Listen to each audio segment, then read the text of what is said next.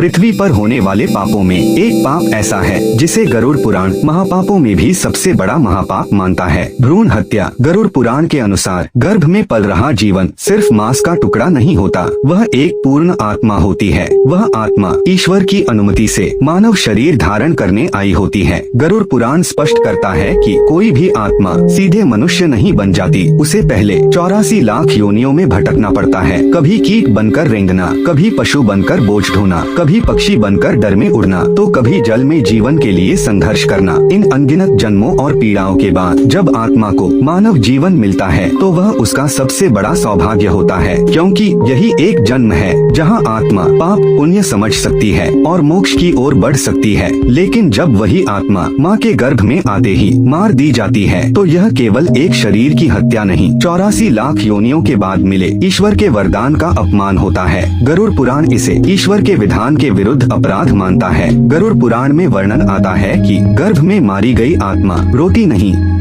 चिल्लाती नहीं, वह बस यही सोचती है, इतने जन्मों का कष्ट सहकर मैं यहाँ पहुँची थी, मेरा अपराध क्या था। इस पाप के लिए साधारण नरक नहीं दिया जाता, ऐसी आत्मा को घोर यमलोक की पीड़ाओं से गुजरना पड़ता है, जहाँ पश्चाताप कभी खत्म नहीं होता। आत्मा बार बार वही पीड़ा महसूस करती है जो उसने निर्दोष जीवन को दी थी। गरुड़ पुराण कहता है, जिसने जन्म से पहले मृत्यु दी उसने ईश्वर के नियम को तोड़ा। गरुड़ पुराण के अनुसार क्षमा तभी संभव है जब सच्चा पश्चाताप हो, जीवन की रक्षा की जाए और दूसरों को इस पाप से रोका जाए, तभी ईश्वर का न्याय कृपा में बदल सकता है। 84 लाख योनियों के बाद मनुष्य का जन्म मिलता है और उसे आने से पहले ही खत्म कर देना दुनिया का सबसे बड़ा महापाप है, क्योंकि जीवन देने और लेने का अधिकार केवल ईश्वर के पास है। अगर आप चाहते हैं ऐसी गरुड़ पुराण आत्मा और कर्म पर आधारित सच्ची और चेतावनी देने वाली कहानियाँ, मिस्टर स्टोरीज थिंकर को सब्सक्राइब करें, क्योंकि यहाँ कहानियाँ मनोरंजन नहीं आत्मा को जगाने आती हैं।